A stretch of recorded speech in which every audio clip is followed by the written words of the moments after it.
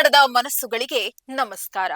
ತಮಿಳುನಾಡಿನ ಪಂಚವರ್ಣೇಶ್ವರ ದೇವಸ್ಥಾನದಲ್ಲಿ ಸೈಕಲ್ ಮಾದರಿಯ ಒಂದು ಕೆತ್ತನೆ ಇದೆ. ಇದು ಸುಮಾರು 7ನೇ ಶತಮಾನದಲ್ಲಿ ನಿರ್ಮಾಣವಾದ ದೇವಸ್ಥಾನ. ಈಗಿರುವ ವಿಚಿತ್ರ ಅಂದ್ರೆ ಆಗಲೂ ಸೈಕಲ್ ಇತ್ತ ಅನ್ನೋದು. ಈಗಿರುವ ಸೈಕಲ್ ತಯಾರಿಕೆ ಆಗುವುದಕ್ಕೂ ಮೊದಲೇ ಭಾರತದಲ್ಲಿ ಸೈಕಲ್ ಇತ್ತ ಅನ್ನೋ ಕುತೂಹಲಕಾರಿ ಪ್ರಶ್ನೆಗೆ ಉತ್ತರ ಇಲ್ಲಿದೆ. ಇದು ವಿಚಿತ್ರ, ವಿಶಿಷ್ಟ, ವಿಭಿನ್ನ ವಿಶೇಷತೆಗಳ ವಿಸ್ಮಯ. ನೀವು ನೋಡ್ತಾ ಇದ್ದೀರಿ ಬಿಬಿ ನ್ಯೂಸ್ ಕನ್ನಡ. ನಾನು ಅಕ್ಷತಾ ಕುಲಕರ್ಣಿ. ಬೈಸಿಕಲ್ನ ಆವಿಷ್ಕಾರ ಯಾವುದೋ ಒಂದೇ ದಿನದಲ್ಲಿ ಆಗಿಲ್ಲ, ಅಥವಾ ಯಾರೋ ಒಬ್ಬನೇ ವ್ಯಕ್ತಿ ಪೂರ್ಣ ಪ್ರಮಾಣದಲ್ಲಿ ತಯಾರಿ ಮಾಡಿಲ್ಲ. ಬದಲಿಗೆ ಸುಮಾರು 1 ಶತಮಾನದ ಅವಧಿಯಲ್ಲಿ ನಡೆದ ಅನೇಕ ಪ್ರಮುಖ ಪ್ರಯೋಗ ಹಾಗೂ ಬೆಳವಣಿಗೆಗಳ ಫಲಿತಾಂಶವಾಗಿದೆ.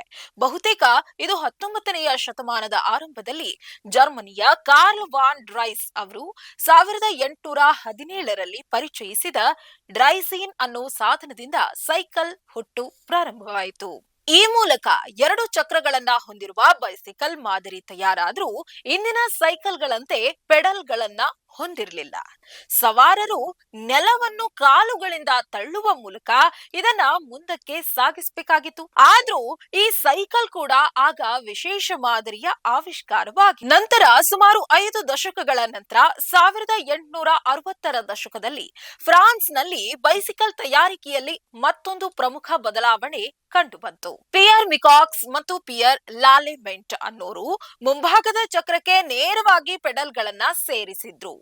ಈ ಹೊಸ ಮಾದರಿಯನ್ನ ವೆಲಾಸಿಪೀಡ್ ಅಂತ ಕರೆಯಲಾಯಿತು.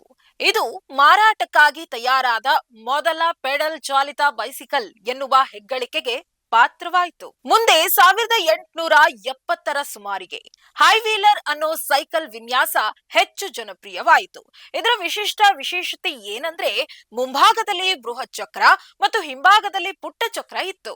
ಈ ದೊಡ್ಡ ಚಕ್ರ ಪ್ರತಿ ಸಲ ಪೆಡಲ್ ಮಾಡಿದಾಗ ಹೆಚ್ಚು ದೂರ ಕ್ರಮಿಸಲು ಅವಕಾಶ ನೀಡ್ತಾ ಇತ್ತು.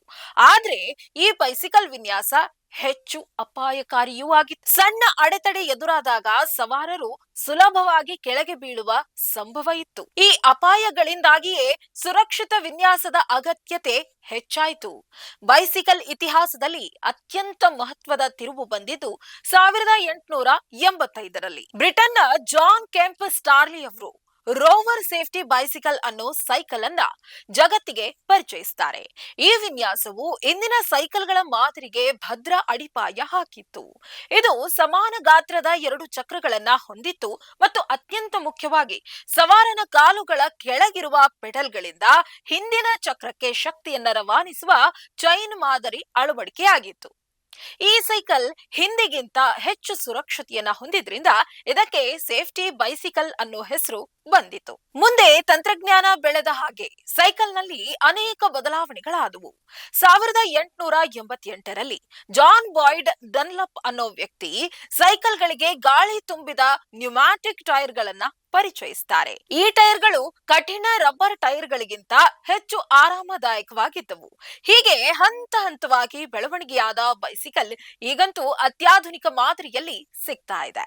ಆದ್ರೆ 19ನೇ ಶತಮಾನದಲ್ಲಿ ಆವಿಷ್ಕಾರಗೊಂಡ ಸೈಕಲ್ಗಳಿಗಿಂತಲೂ ಮೊದಲು ಭಾರತದಲ್ಲಿ 7ನೇ ಶತಮಾನದಲ್ಲೇ ಇತ್ತ ಅನ್ನೋ ಸಂಶಯಕ್ಕೆ ಕಾರಣವಾಗಿದ್ದು ತಮಿಳುನಾಡಿನ ಪಂಚವರ್ಣೇಶ್ವರ ದೇವಸ್ಥಾನದ ಸೈಕಲ್ ಕೆತ್ತನೆ. ಸರಿಸುಮಾರು 1300 ವರ್ಷಗಳ ಹಳೆಯದಾದ ಈ ದೇವಸ್ಥಾನದಲ್ಲಿ ಒಬ್ಬ ವ್ಯಕ್ತಿ ಸೈಕಲ್ ಮಾದರಿಯ ವಾಹನದಲ್ಲಿ ಸವಾರಿ ಮಾಡುವ ಅಪರೂಪದ ಒಂದು ಕೆತ್ತನೆ ಇದೆ.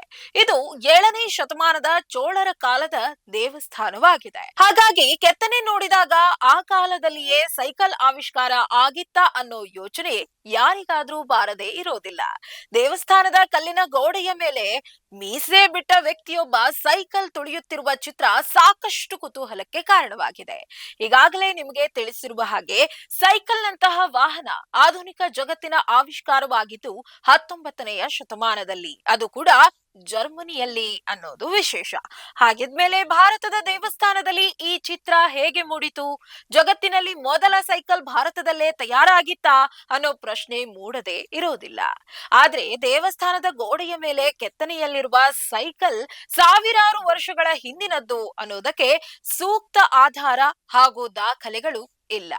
ಕೆಲವು ಸಂಶೋಧಕರ ಪ್ರಕಾರ ದೇವಸ್ಥಾನದ ಈ ಭಾಗದ ಕೆತ್ತನೆಯೇ ಪ್ರಾಚೀನವಾದದ್ದಲ್ಲ. ಪ್ರಖ್ಯಾತ ಇತಿಹಾಸಕಾರರಾದ ಡಾಕ್ಟರ್ ಆರ್ ಕಲೈಕೋವನ್ ಹಾಗೂ ಇತರ ಕೆಲವು ತಜ್ಞ ಇತಿಹಾಸಕಾರರ ಪ್ರಕಾರ ಈ ದೇವಸ್ಥಾನವು 1920ರಲ್ಲಿ ಬ್ರಿಟಿಷರ ಆಳ್ವಿಕೆಯ ಸಮಯದಲ್ಲಿ ಒಮ್ಮೆ ನವೀಕರಣಕ್ಕೆ ಒಳಗಾಯಿತು. ಒಂದು ಅಂದಾಜಿನ ಪ್ರಕಾರ ಆಗ ನವೀಕರಣ ಕಾರ್ಯದಲ್ಲಿ ತೊಡಗಿದ್ದ ಶಿಲ್ಪಿಯು ಆ ಸಮಯದಲ್ಲಿ ಸೈಕಲ್ ತುಳಿಯುತ್ತಿರುವವರನ್ನ ನೋಡಿ ಪ್ರಭಾವಿತನಾಗಿ ಈ ಕೆತ್ತನೆ ಮಾಡಿರಬಹುದು ಅನ್ನೋ ವ್ಯಾಖ್ಯಾನವನ್ನು ಮಾಡಲಾಗಿದೆ. ಆತ ತನ್ನದೇ ಆದ ರೀತಿಯಲ್ಲಿ ಕಲಾಕೃತಿಯಾಗಿ ಈ ಸೈಕಲ್ ಕೆತ್ತನೆಯನ್ನ ದೇವಸ್ಥಾನದ ಗೋಡೆ ಮೇಲೆ ಕೆತ್ತಿರಬಹುದು ಅನ್ನೋ ಅನುಮಾನವೂ ಇದೆ. ಆದ್ರೆ ಪಂಚವರ್ಣೇಶ್ವರ ದೇವಸ್ಥಾನದ ಗೋಡೆಯ ಮೇಲೆ ಸೈಕಲ್ ಕೆತ್ತನೆ ಇರೋದಂತೂ ನಿಜ. ಆದ್ರೆ ಇದು ಸಾವಿರಾರು ವರ್ಷಗಳ ಹಳೆಯ ಚಿತ್ರ ಅನ್ನೋದು ಸಂಶಯ. ಅದ್ರ ಬಗ್ಗೆ ಇಂದಿಗೂ ಗೊಂದಲ ಇದೆ. ಇದಾಗಿತ್ತು ಇವತ್ತಿನ ವಿಸ್ಮಯ. ಮುಂದಿನ ಸಂಚಿಕೆಯಲ್ಲಿ ಮತ್ತೊಂದು ವಿಚಿತ್ರ ವಿಭಿನ್ನ ವಿಷಯದ ಜೊತೆಗೆ ಮತ್ತೆ ನಿಮ್ಮ ಮುಂದೆ ಬರ್ತೀನಿ. ವಿಷಯ, ವಿಶೇಷತೆ, ವಿಶ್ಲೇಷಣೆಗಳಿಗಾಗಿ ಸದಾ ಗಮನಿಸಿ ಬಿಬಿ ನ್ಯೂಸ್ ಕನ್ನಡ. ಇದು ಕನ್ನಡಿಗರ ಧ್ವನಿ.